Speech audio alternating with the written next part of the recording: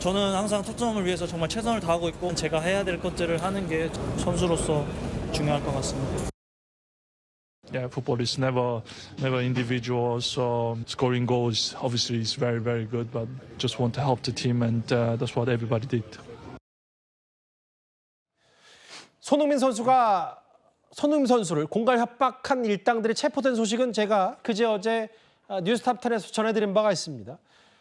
혐의에서 드러난 대로 손흥민 선수는 20대 여성의 금품을 이미 지급했는데 그 액수가 무려 3억 원인 것으로 알려졌는데요. 허주연 변호사님, 일단 오늘 오전에 손흥민 선수 측도 추가로 새로운 입장을 냈습니다.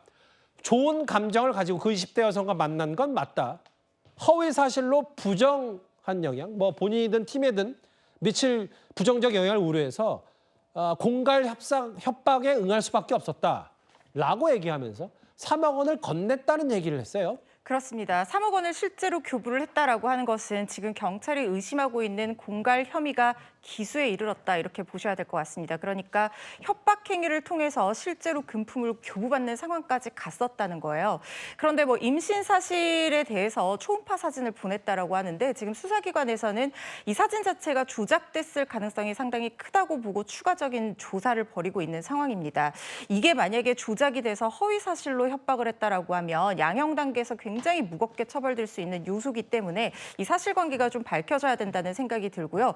물론 지금 이 여성이 언제부터 계획을 했는지 밝혀내는 것도 중요한 부분이 만약에 임신을 실제로 해서 이렇게 어떤 합의 과정에서 협박을 시도했다라고 하면 이 부분은 처음부터 계획한 건 아니었다고 볼 여지가 있습니다. 그렇지만 만약에 손흥민 선수의 유명세라든가 어떤 손흥민 선수의 궁박한 상황을 악용을 해서 이렇게 돈을 뜯어낼 목적으로 처음부터 계획을 했다라고 하면 이것 역시 죄질이 상당히 불량하다고 볼 수 있기 때문에 두 사람의 진술을 비교하고 실제로 언제부터 범행에 대한 결심을 했는지 이 부분도 같이 밝혀질 것으로 보입니다.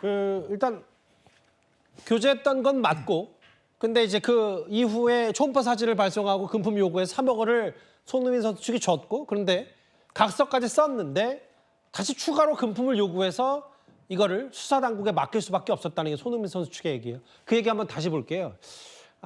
이 얘기입니다.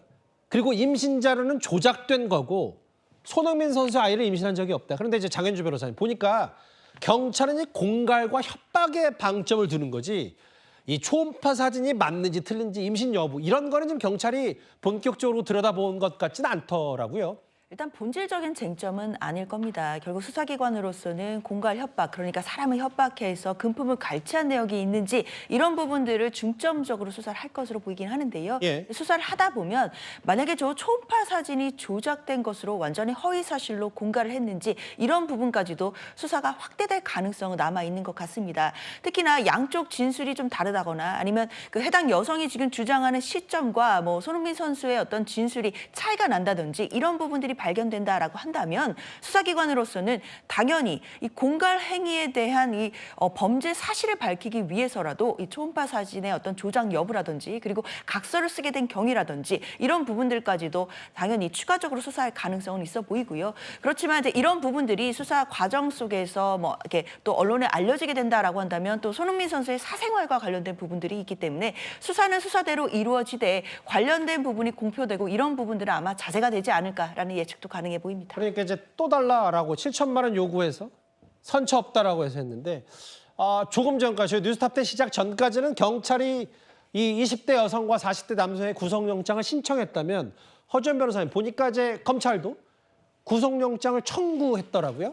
그렇습니다. 이 사건에서 지금 상당히 제가 좀 이례적이라고 주목을 하고 있는 부분이 어떤 부분이냐면요. 예. 고소장이 접수된 지 불과 일주일 만에 체포영장이 청구가 되고 이게 발부가 됐다라는 그러게요. 겁니다. 통상적인 경우에 이렇게 고소장이 접수가 되면 피해자 조사를 하고 피의자 조사를 해서 소환 일정을 조율을 해서 두세 번 정도 소환했는데도 불구하고 나오지 않으면 체포영장을 청구하는 수순으로 가게 되는데 일주일이라는 시간은 물리적으로 체포영장을 청구하기 위한 소환을 하는 그 요청을 하는 거에도 굉장히 좀 부족한 시간이었다라는 생각이 들거든요. 그렇다고 하면 예. 지금 이들의 정체가 밝혀지지는 않았지만 있지만 이들이 체포의 필요성이 상당히 높은 인물들. 그 예를 들면은 실제로 어떤 우리나라 안에서는 주거가 부정하거나 신분이 부정하고 해외에 근거지를 두고 있는 경우라든가 아니면 외국으로 출국을 시도하든가 뭐 도주의 우려를 굉장히 강하게 높일 수 있는 또는 어떤 증거를 인멸하기 위한 단순한 의심을 넘어선 실제적인 어떤 실행행위에 착수에 들어갔다는 정황까지 포착이 됐고